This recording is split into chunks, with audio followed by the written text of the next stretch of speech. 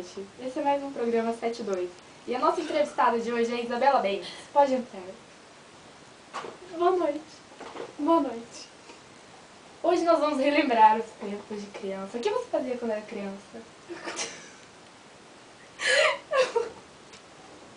Eu costumava comer unha do pé.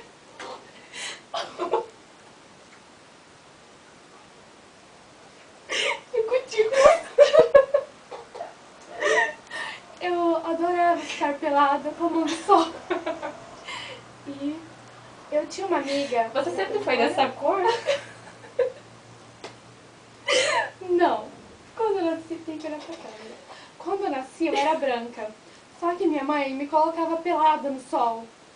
Lá no quintal de casa, quando eu morava em Figueira. Nossa, mas que história triste a sua.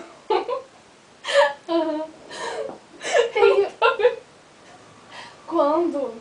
Aí eu mudei pra Londrina. Daí eu tinha uma amiga que era super branca. Quando você mudou pra Londrina ainda era criança? Eu tinha 4 anos. Ah, já era preta? Já. Eu tinha uma amiga super branca, o nome dela era Camila. E ela tinha sardinhas igual o Ju. Ah, Ju, eu te amo, beijos.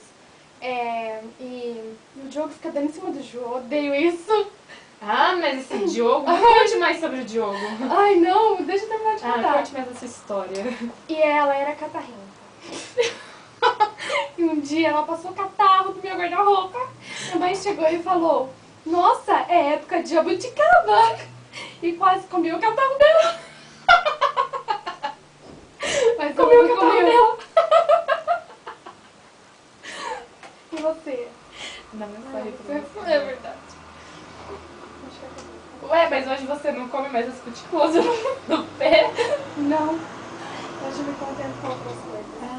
Então, foi isso. Por hoje é só. Beijos! Beijo!